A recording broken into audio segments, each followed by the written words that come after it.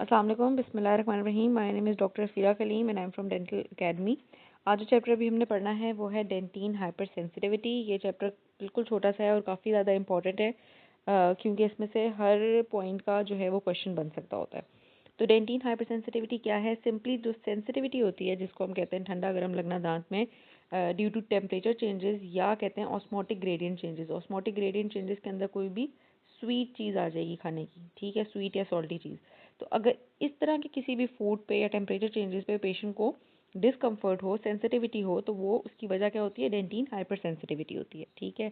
और ये इसकी कॉमन साइड क्या होती है? Cervical region. जो टूथ का सर्वाइकल रीजन होता है वो ही मेनली ज़्यादा हाइपर सेंसिटिव होता है। डेफिनेशन में आ जाएँ तो कहते हैं short sharp pain arising from expose dentin, ठीक है। किस वजह से होगी? कोई भी स्टिमुलाई आएगा जैसे कि थर्मल चेंज, इवेपोरेटिव चेंज यानी कि जिसके अंदर कोई एयर वगैरह आके लग जाए, उसके अलावा टेक्टाइल यानी कि टच पे, ऑस्मोटिक या केमिकल चेंजेस जिसके अंदर आपके फूड्स वगैरह का टच आ जाएगा, ठीक है। अच्छा, नेक्स्ट आ जाती है इसकी इटियोलॉजी पे आते हैं। तो इसकी कॉजेज़ क्या होती हैं? कहते हैं ये जिस रीजन में भी डेंटिन हाइपर सेंसिटिविटी फील होगी उस रीजन में जो डेंटिन का स्ट्रक्चर होता है वो मेनली अफेक्ट हुआ होता है। कैसा होता है वहाँ पे स्ट्रक्चर? कहते हैं एक तो वहाँ का डेंटिन एक्सपोज्ड होगा यानी कि ऊपर की एनामल की लेयर अब लॉस हो चुकी हुई होगी, और वहाँ का जो डेंटिन होगा वहाँ पे पेटेंट डेंटिनल टिब्यूल्स होंगे। पेटेंट मतलब कि खुले हुए डेंटिनल टिब्यूल्स होंगे जिनका लार्जर ट्यूबुलर डायमीटर होगा, यानी जो डेंटिनल टिब्यूल्स का जो डायमीटर होगा वो भी बढ़ गया हुआ होगा एज़ कम्पेयर टू वो वाला डेंटिन जो कि अनअफेक्टेड होता है, जो कि नॉर्मल डेंटिन होता है। तो जहाँ पे भी डेंटिन हाइपर सेंसिटिविटी है वहाँ का डेंटिन कैसा है? पेटेंट है और उसका ट्यूबुलर डायमीटर बढ़ गया हुआ है। अच्छा, अब डेंटिन हाइपर सेंसिटिविटी होती किस वजह से है? तो इसके लिए हमारे पास 3 थेरीज आ जाती हैं। तीनों काफ़ी थेरीज इंपॉर्टेंट हैं जिनके ऊपर क्वेश्चन आ जाता होता है। सबसे पहले जो थेरी है वो है direct innervation theory. Direct innervation theory ये कहती है कि जो हमारी डेंटिनल टिब्यूल्स होती हैं ये इस तरीके से, ठीक है। अब ये फॉर एग्जांपल हमारी इनेमल लेयर वाला रीजन था, इस जगह सारी हमारी इनेमल थी, ठीक है। अब ये आपके नीचे डेंटिनल टिब्यूल है और उसके नीचे आपका यहाँ पे पल्प है, ठीक है। तो अब डायरेक्ट इनर्वेशन थ्योरी ये कहती है कि आपकी जो डेंटिन है उसके अंदर आपकी नर्व फाइबर्स इस डेंटिनल टिब्यूल के अंदर से पास होती हुई आ रही होती हैं, ठीक हो गया। और जब ऊपर की इनेमल लेयर ख़त्म हो जाती है तो चूंकि ये डेंटिनल टिब्यूल्स के अंदर ही नर्व एंडिंग्स एक्सपोज हो जाती हैं, डेंटिनल एनामल जंक्शन पे जब नर्व एंडिंग्स एक्सपोज हो जाती हैं और जब यहाँ पे किसी किस्म का भी कोई स्टिमुलस आके लगता है तो ये डायरेक्टली नर्व एंडिंग्स जो हैं वो क्या होती हैं? स्टिमुलेट होती हैं और पेशेंट को पेन फील होती है। लेकिन कहते हैं इसकी शॉर्ट कमिंग क्या है इस तरीके की कि कोई भी ऐसी एविडेंस नहीं है जो हमें बताए कि आपकी आउटर डेंटिन जो है वो इनर्वेटेड होती है, ठीक है। जो आउटर डेंटिन जो कि मोस्ट सेंसिटिव हो जाती है वो इनर्वेटेड है, यानी कि वहाँ पे नर्व्स नहीं होती हैं एक्चुअल में जब देखा गया। तो ये जो आपकी डायरेक्ट इनर्वेशन थ्योरी है ये आपकी मतलब फॉलो नहीं होती। उसके बाद आ जाता है हमारे पास odontoblast receptor theory. Odontoblast receptor theory ये कहती है कि हमें ये तो पता है कि जो आपकी जो डेंटिनल टिब्यूल्स हैं इनके अंदर ओडोंटोब्लास्टिक सेल्स प्रेजेंट होते हैं, ठीक है, ये बात तो हमें पता है। अब कहते हैं जो ओडोंटोब्लास्ट की ये जो प्रोसेस होता है, ओडोंटोब्लास्टिक प्रोसेस, कहते हैं ये as a neural receptor act करता है और यहाँ पे जब भी ऊपर से कोई भी सिग्नल आएगा ये सिग्नल को पकड़ के नीचे जो आपकी पल्प के अंदर जो नर्व्स होती हैं, ठीक है, पल्प में तो नर्व्स हैं ही हैं हमें पता है, तो वहाँ से ओडोंटोब्लास्टिक प्रोसेस जो है वो आपका नर्व सिग्नल लेके आपकी नर्व्स में सिग्नल डाल देता है। तो ये हो गई आपकी दूसरी थेरी जो कि कहती है कि ओडोंटोब्लास्ट खुद एज अ रिसेप्टर एक्ट करेगा। लेकिन इसकी शॉर्ट कमिंग क्या आती है इस थ्योरी की? वो ये आती है, कहते हैं कोई भी साइनैप्स नहीं देखा गया बिटवीन द ओडोंटोब्लास्ट और नर्व एंडिंग्स। साइनैप्स का हमें मतलब पता है, यानी कि जो न्यूरल कनेक्शन होता है वो ओडोंटोब्लास्ट और नर्व एंडिंग्स के दरमियान में नहीं देखा गया। तो ये वाली थ्योरी जो है वो भी फेल हो जाती है। लास्ट थ्योरी जो कि मोस्ट एक्सेप्टेड थ्योरी है वो है आपकी हाइड्रोडायनामिक थ्योरी।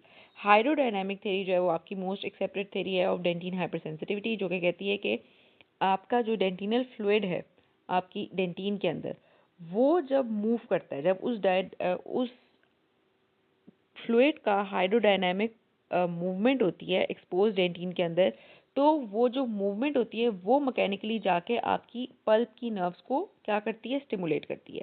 यानी कि इस डेंटिनल टिब्यूल में जब भी मैकेनिकली आपके फ्लूइड की मूवमेंट हुई तो इस मूवमेंट ने आपकी पल्प की नर्व फाइबर्स को जाके इनर्वेट किया, ठीक है। अच्छा, अब ये मूवमेंट कैसे कैसे हो सकती है, कहते हैं ये जब भी ये जो फ्लूइड है, जब भी किसी किस्म का कोई स्टिमुलस चेंज आएगा, जैसे कि थर्मल, इलेक्ट्रिकल, ऑस्मोटिक या केमिकल, जब भी कोई चेंजेस आएंगे तो ये इस फ्लूइड को इन द डेंटिनल ट्यूब्यूल्स क्या करेगा, मूव करवाएगा इनवर्ड या आउटवर्ड, इनवर्ड या आउटवर्ड डायरेक्शन। और जब भी ये लिक्विड मूव करता है अराउंड दी ओडोंटोप्लास्टिक प्रोसेसेस, तो जो आपके बैरो रिसेप्टर्स होते हैं, जो नर्व एंडिंग्स होती हैं आपकी पल्प के अंदर, वो एक्टिवेट हो जाती हैं। और जब भी ये पल्पल न्यूरल एक्टिवेशन होगी तो वो पेशेंट को एज अ पेन परसीव होगी। तो ये आपकी मोस्ट एक्सेप्टेड थ्योरी आ गई। तो क्वेश्चन क्या पूछा जाता है, क्वेश्चन पूछा जाता है 3 थ्योरीज ऑफ डेंटिन हाइपरसेंसिटिविटी पे, जिसके 3 मार्क्स के लिए आपने तीनों थ्योरीज को के ऊपर शॉर्ट क्वेश्चन में मेंशन करना होता है। अच्छा, नेक्स्ट हमारे पास आ जाते हैं कॉजेज ऑफ डेंटिनल एक्सपोजर। अब ये भी एक क्वेश्चन बन सकता है कि किस किस वजह से आपका डेंटिनल एक्सपोजर हो सकता है। तो नंबर 1 हमारे पास आती है anatomical characteristics of cemento enamel junction. ये क्या होता है, इसमें जो सीमेंटो इनेमल जंक्शन होता है हमारा, उसकी काफ़ी सारी टाइप्स होती हैं। एक होता है हमारा बट टू बट, जिसके अंदर ऊपर से इनेमल जैसे ही ख़त्म होता है वैसे ही सीमेंटम शुरू हो जाता है, ठीक है। लेकिन एक हमारे पास एक ऐसी क्लासिफिकेशन आती है जिसके अंदर जैसे ही इनेमल ख़त्म होता है तो कुछ एरिया आपका एक्सपोज डेंटिन का आता है टूथ के अंदर, एंड देन उसके बाद नीचे से जाके आपका सीमेंटम शुरू होता है। तो यहाँ पे क्या होता है, यहाँ पे डेंटिन जो है वो खुद ही से एक्सपोज्ड हुआ होता है। तो अगर ऐसे आपके एनाटॉमिकल कैरेक्टरिस्टिक होगी दांत की, तो क्या होगा, वहाँ पे डेंटिन जब एक्सपोज्ड होगा तो उसके अंदर डेंटिन हाइपर सेंसिटिविटी के चांसेस बढ़ जाएंगे। उसके अलावा आता है loss of enamel covering, covering the crown, यानी कि दांत के ऊपर से इनामल की कवरिंग लॉस हो जाए, जो कि ड्यू टू एड्रेजन या अब्रेजन वगैरह हो सकती है। और लास्ट में कहते हैं कि आपकी जो रूट सरफेस है वो डीन्यूड हो जाए, यानी कि रूट सरफेस के ऊपर से इनामल इनामल नहीं, सीमेंटम लॉस हो जाए, या रूट सरफेस के ऊपर से पेरिडोंटल टिश्यू लॉस हो जाए, जो कि एग्रेसिव ब्रशिंग की वजह से समटाइम्स गम जब लॉस हो जाएगा तो उससे क्या होगा, नीचे से सीमेंटम भी डैमेज होगा और अंदर से डेंटिन एक्सपोज हो जाएगा। तो जब भी डेंटिन एक्सपोज होगा तो आपको पेन फील होगी, डेंटिन हाइपरसेंसिटिविटी होगी। अच्छा, हाइड्रोडायनामिक थ्योरी की यहाँ पे उन्होंने चार्ट में भी बताया हुआ किस तरीके से वर्क कर रही होती है कि स्टिमुलस आया, आपकी ओपन टिब्यूल्स के अंदर फ्लूइड फ्लो किया, और उस फ्लूइड फ्लो ने क्या किया, आपके बैरो रिसेप्टर्स को एक्टिवेट किया, जिसकी वजह से पेन की परसेप्शन हुई। अच्छा, ये तो अभी हमने सिर्फ 3 यहाँ पे कॉजेज़ पढ़ी। इन कॉजेज़ को अगर हम डिटेल में देखें और अगर आपके पास क्वेश्चन में ही आता है तो आपने इस टेबल में जितनी भी कॉजेज़ मेंशन की हुई हैं वो आपने लिखनी है। कि लॉस ऑफ एनामल हो गया, जिंजाइवल रिसेशन हुई, ठीक है, जिसकी वजह से रूट्स एक्सपोज हो गई। एट्रीजन हुई तो उससे भी एनामल लॉस हो गया। उसके अलावा इरोजन से भी एनामल लॉस होता है। टूथ मैल पोजिशन के केस में आपका पेरियो लॉस जो है वो ज़रा जल्दी हो जाता है, जिसकी वजह से आपकी हाइपर सेंसिटिविटी आ सकती है। अच्छा, उसके अलावा कहते हैं डीन्यूडेशन ऑफ सीमेंटम, जो भी हमने बात पढ़ी थी, यानी कि सीमेंटम का लॉस हो जाएगा, ठीक है। उसके अलावा आपकी जो एल्वियोलर बोन है उसकी अगर थिनिंग होने लग जाएगी तो भी क्या हो रहा है, अगर बोन लॉस हो रहा है उससे भी आपका डेंटिन एक्सपोज हो जाएगा। अब्रेजन, अफ्रैक्शन, ये वो वाली केसेस आ गए जिनके अंदर आपका इनेमल लॉस हो रहा है। पेरिडोंटल डिजीजेस, पेरिडोंटल सर्जरी या पेशेंट हैबिट्स, इन सब केसेस, इन सब सिचुएशंस के अंदर डेंटिन हाइपरसेंसिटिविटी जो है वो हो सकती है। अच्छा, नेक्स्ट हमारे पास आते हैं इसके क्लिनिकल फीचर्स, किस तरीके से फील किस तरीके से होती है पेशेंट को। कहते हैं एक तो पेन होगी पेशेंट को, ठीक है। ये पेन किस तरीके की होती है, शॉर्ट शार्प पेन होती है, जैसे अभी हमने ऊपर पढ़ा। उसके अलावा कहते हैं पेन की इंटेंसिटी जो है वो वेरी कर सकती है, from mild discomfort to severe sensitivity. उसके अलावा जो पेन होगी वो बिल्कुल रैपिड ऑनसेट पे होगी, शार्प इन करेक्टर होगी और शॉर्ट ड्यूरेशन के लिए आएगी। अच्छा, अब इसके अलावा यहाँ पे जो इंपॉर्टेंट बात आती है, कहते हैं स्टिमुलस, कौन कौन से एक्सटर्नल स्टिमुलाइज जो है इसको एलिसिट करवा सकते हैं।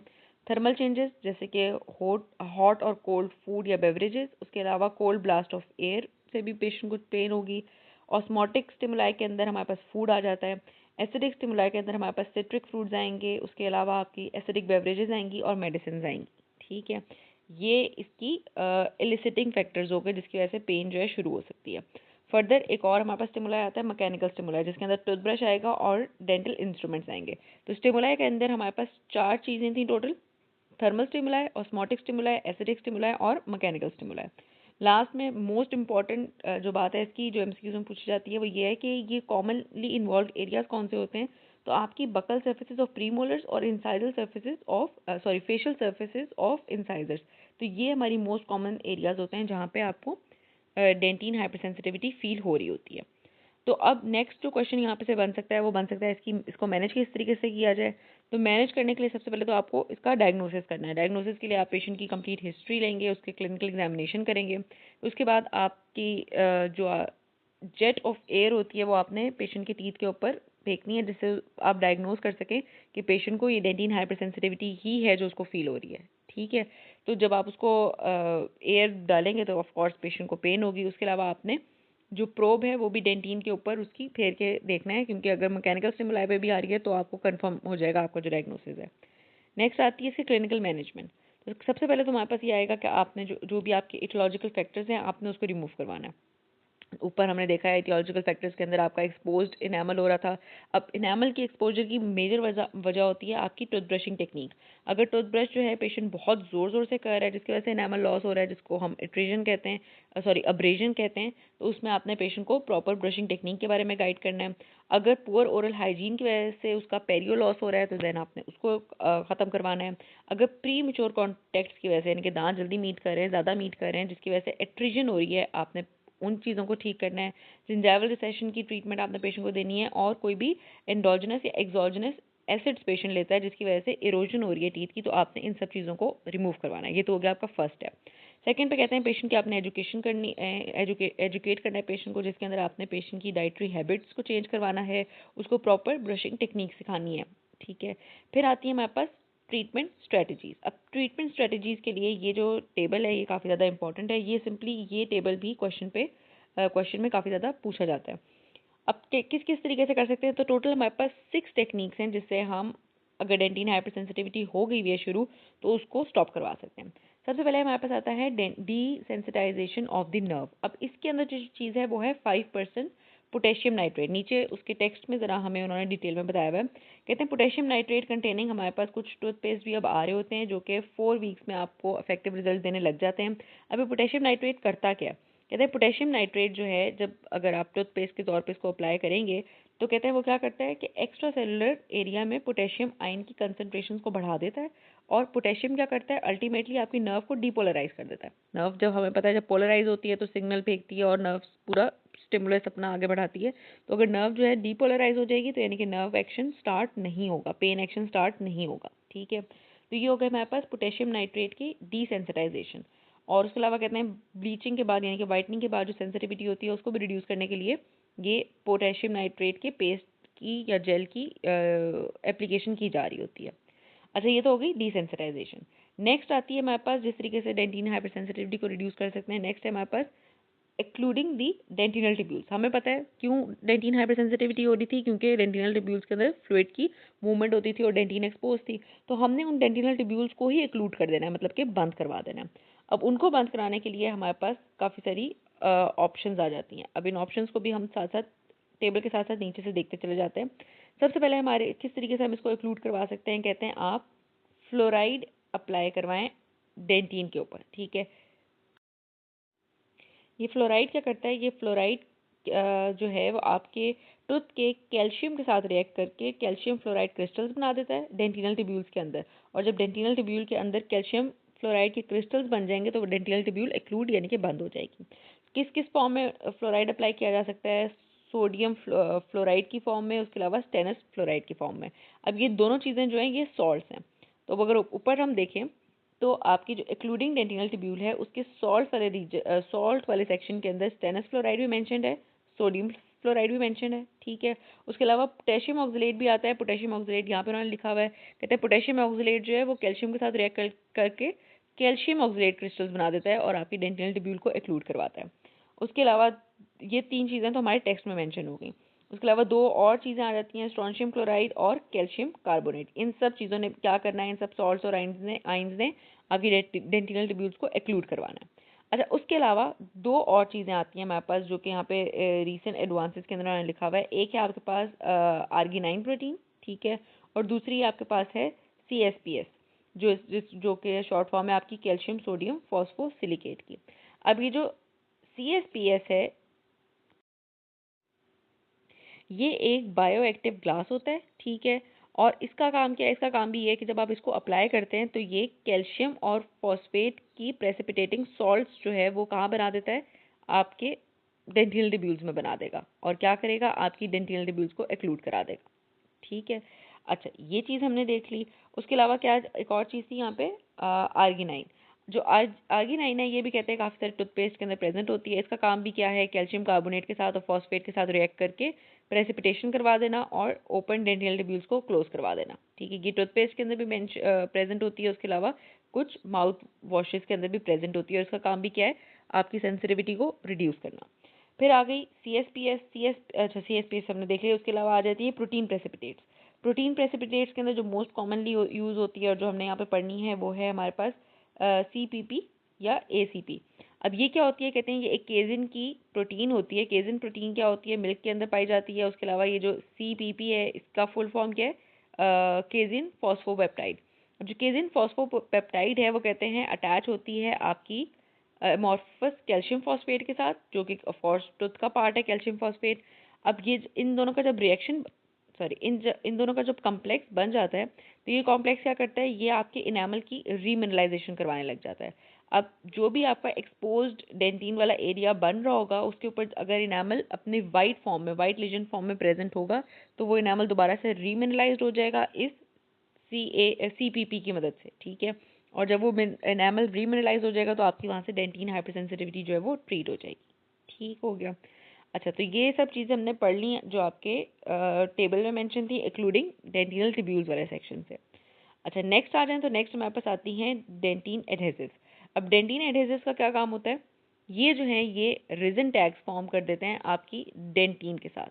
ठीक है, ये रिजन टैग वाला जो टॉपिक है ये हम अपने एडहेसिव वाले चैप्टर के अंदर भी पढ़ते होते हैं। जो आपका सिंपल प्राइमर नहीं होता, कॉम्पोजिट लगाने से पहले जो आप प्राइमर अप्लाई करते हैं टूथ के ऊपर ताकि एक रेजिन टैग बने और उसके ऊपर आपका कॉम्पोजिट जाके अटैच हो, तो इस रेजिन टैग ने क्या करना है, आपकी डेंटिन के साथ एक हाइब्रिड लेयर बना देनी है और ऊपर से डेंटिन को क्लोज कर देना है। ठीक है, इसमें हम क्या क्या यूज़ कर रहे होते हैं, कहते हैं आप सिंपली प्राइमर्स यूज़ करेंगे एज अ डिसेंसिटाइजिंग एजेंट। ठीक है, और उसके अलावा ग्लूमा एडहेसिव सिस्टम भी यूज़ कर रहे होते हैं। ग्लूमा के अंदर क्या क्या आ जाता है, ग्लूटाराल्डिहाइड होगा 5% और हीमा होगा।